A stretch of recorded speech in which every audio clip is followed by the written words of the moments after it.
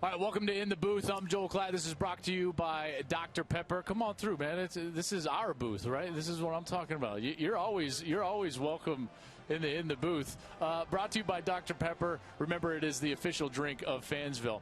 All right, so here's the deal. OU's got the exact same problems, don't you think, partner, as last year? The same problems? Not good. Defense, right? Defense is an issue right now. They couldn't stop the bleeding. If you look back last year, what happened is that K-State scored 8 straight times on Oklahoma in that win over them in Manhattan, Kansas. Similar today, it was, I think, 5 straight drives to end the game that they scored points, and 4 of them, I believe, were touchdowns. So OU's defense just could not get off the field, and the difference this year is that their offense couldn't bail them out. Right, so that offensive line did not play very well. That's what they thought was a strength, speaking of Oklahoma, and they just never got going. Okay, the run game never really clicked, although they had a couple of big runs. The passing game was mostly Spencer Rattler improvising outside of the pocket. I thought he left the pocket too early most of the day, and then they couldn't get loose in the secondary. And this was a secondary for Kansas State completely depleted, totally depleted.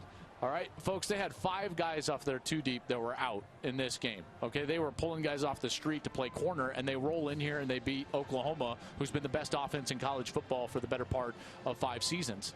So just a credit to Kansas State. I think first and foremost, you got to give a huge amount of credit to Kansas State. If I'm a Kansas State fan, I am so proud of Skylar Thompson, the senior quarterback. Right? Listen, this guy has had to fight through a lot in his career. Early in his career, he was having to battle for his job. He finally gets a coach in Chris Klieman that just kind of gives him the keys to the car, and he's able to run with it. They had a successful season a year ago. They beat Mississippi State on the road. They were able to beat these Sooners at home. But there were still some inconsistencies, and then week 1 happens, right? He gets his groin banged up. And he fights through it, but they lose the football game. A couple of missed field goals. There was a couple of drops, and he overthrows some guys deep. And then today happens.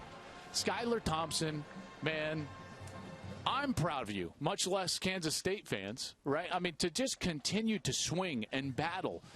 He had his calf banged up today, and he just continued to play hard. His offensive line did a great job of giving him some time, but he throws up his best performance of his career, 334 yards, throws for a touchdown, runs for 3 more.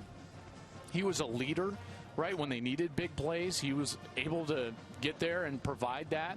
And he's got just a great story, not only at Kansas State, but even during quarantine. He talked about his ability, the time that he got to spend with his brother, a 13-year-old Anthony, that they just got to hang out together. So I'm proud of Skylar Thompson. I thought he played a great game, and good on him. He's kind of my player of the day, and Kansas State gets a huge win. Oklahoma, you got the same old problems. That defense has to get fixed, right? You got to be able to stop the bleeding. And offensively, they got to fix the offensive line, which did not play well today.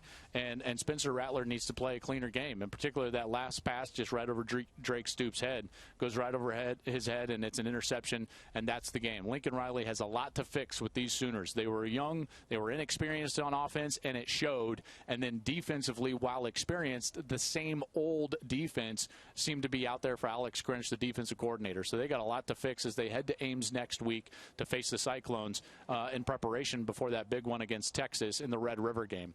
We will be at Red River. We'll see if Oklahoma can fix it. Until then, though, we'll see what they do. But for right now, it's all about Kansas State. It's all about their quarterback, that defense, what they were able to do collectively as a team. Huge win for the Wildcats, and congratulations.